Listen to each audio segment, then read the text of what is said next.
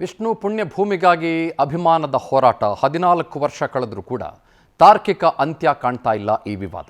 ವಿಷ್ಣು ಅಭಿಮಾನಿಗಳ ಒತ್ತಾಸೆಗೆ power TV ದನಿಯಾಗಿ ನಿಂತುಕೊಂಡಿದೆ. ಬೆಳಗ್ಗೆಯಿಂದಲೂ ಕೂಡ ವಿಷ್ಣುವರ್ಧನ್ ಪುಣ್ಯಭೂಮಿ ಕುರಿತ ಪವರ್ ಮೆಗಾ ಅಭಿಯಾನಕ್ಕೆ ಅಭೂತಪೂರ್ವವಾದಂಥ ಸ್ಪಂದನೆ ಸಿಗ್ತಾ ಇದೆ.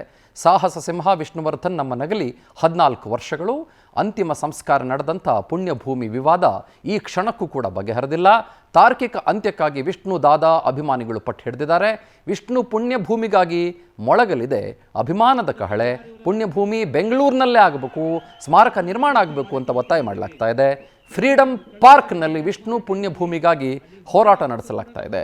ವಿಷ್ಣು ಸೇನಾ ಸಮಿತಿ, ವಿಷ್ಣು ಅಭಿಮಾನಿಗಳಿಂದ ಪ್ರತಿಭಟನೆ ನಡೆಸಲಾಗ್ತಾ ಇದೆ.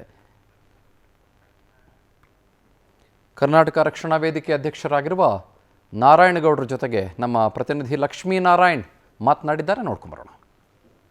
ಇವತ್ತು ಏನು ಶ್ರೀರಾಮ ವನವಾಸ 14 ವರ್ಷ ಅನುಭವಿಸ್ದಂಗೆ ವಿಷ್ಣು ಪುಣ್ಯ ಭೂಮಿಗೋಸ್ಕರ ಸುಮಾರು 14 ವರ್ಷಗಳ ನಿರಂತರ ಹೋರಾಟ ನಡೆಸ್ಕೊಂಡು ಬರ್ತಾ ಇದ್ರು ಅವರ ಅಭಿಮಾನಿಗಳು.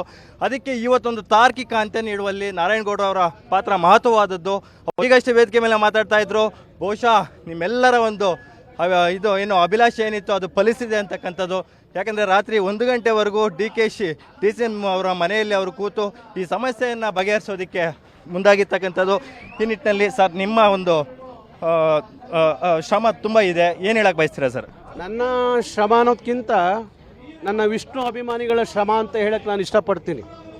ಹಾಗೆ ನನ್ನ ಗೆಳೆಯ ರಾಜ್ಯಾಧ್ಯಕ್ಷ ಶ್ರೀನಿವಾಸ್, ವೀರಕಪುತ್ರ ಶ್ರೀನಿವಾಸು, ಅವನು ಯಾವಾಗಲೂ ನನ್ನ ಜೊತೆಯಲ್ಲಿ ಈ ಮಾತನ್ನು ಹೇಳ್ತಾ ಇದ್ದ.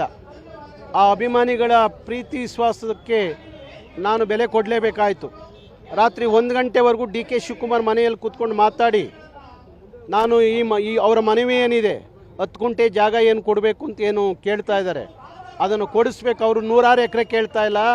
ಯಾರೋ ಉತ್ತರ ಭಾರತದಿಂದ ಬಂದಂಥ ಸನ್ಯಾಸಿಗಳಿಗೆ ಬೆಂಗಳೂರಲ್ಲಿ 106 ಎಕರೆ ಜಾಗ ಕೊಟ್ಟಿರುವಾಗ ಒಬ್ಬ ಈ ನಾಡಿನ ಕಣ್ಮಣಿ, ನಾವೆಲ್ಲ ಪೂಜಿಸುವಂಥ ಪ್ರೀತಿಸುವಂಥ ಸಾಹಸ ಸಿಂಹ ಡಾಕ್ಟರ್ ವಿಷ್ಣುವರ್ಧನ್ ಅವರಿಗೆ ಯಾಕೆ 10 ಗುಂಟೆ ಅವ್ರ ಅಭಿಮಾನಿಗಳಿಗೆ 10 ಗುಂಟೆ ಜಾಗ ಕೊಡಬೇಕು ಅಂತೇಳಿ ಚರ್ಚೆ ಮಾಡಿದಾಗ ಇಲ್ಲ ನಾನು ಅದನ್ನು ಕೊಡಿಸ್ತೀನಿ ಅಂತ ಹೇಳಿ ಡಿ.ಕೆ. ಶಿವಕುಮಾರ್ ಬೆಳಗ್ಗೆ ಮುಖ್ಯಮಂತ್ರಿಗಳ ಜೊತೆಲಿ ಮಾತಾಡಿ ನಾನು ಕೊಡಿಸ್ತೀನಿ, ಅವ್ರಿಗೆ ಹೋಗಿ ಹೇಳಿ ಅಂತ ಹೇಳಿದ್ರು.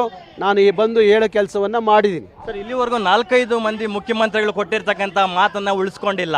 ಸ್ಮಾರಕದ ವಿಚಾರದಲ್ಲಿರ್ಬೋದು, ಪುಣ್ಯಭೂಮಿ ವಿಚಾರದಲ್ಲಿರ್ಬೋದು. ಆದರೆ ಈಗ ಡಿ.ಸಿ.ಎಂ ಅವರು ನಿಮಗೆ ರಾತ್ರಿ ಕೊಟ್ಟಿರ್ತಕ್ಕಂಥ ಮಾತನ್ನು ಉಳಿಸ್ಕೊತಾರೆ ಅನ್ನೋದಕ್ಕೆ ಏನು ಗ್ಯಾರಂಟಿ ಸರ್? ನನಗೆ ಡಿ.ಸಿ.ಎಂ ಬಗ್ಗೆನೂ ಗ್ಯಾರಂಟಿ ಇದೆ. ಯಾಕೆಂದ್ರೆ ನಾನು ಡಿ.ಸಿ.ಎಂನ ಇವತ್ತು ನೋಡ್ತಾ ಇಲ್ಲ, ನಾನು 30-35 ವರ್ಷದಿಂದ ನೋಡ್ತಾ ಇದ್ದೀನಿ. ನನ್ನ ಮಾತಿಗೆ ಯಾವತ್ತೂ ಅವರು ತೆಗೆದಾಕಿಲ್ಲ. ಹಾಗೆ ಮಾನ್ಯ ಮುಖ್ಯಮಂತ್ರಿಗಳೇನಿದ್ದಾರೆ, ನಮ್ಮೆಲ್ಲರ ಅಚ್ಚುಮೆಚ್ಚಿನ ಮುಖ್ಯಮಂತ್ರಿಗಳು ಸಿದ್ದರಾಮಯ್ಯನವರು, ಅವರಿಗೆ ಕನ್ನಡದ ನಾಡು ನುಡಿ ಬಗ್ಗೆ, ಕಲಾವಿದರ ಬಗ್ಗೆ ಭಾರಿ ಪ್ರೀತಿ. ಹಾಗಾಗಿ ಸಿದ್ದರಾಮಯ್ಯನವ್ರ ಜೊತೆಯಲ್ಲೂ ಮಾತಾಡ್ತೀನಿ. ಆ ಅಭಿಮಾನಿಗಳ ಏನು ಮನವಿ ಇದೆ ಅದು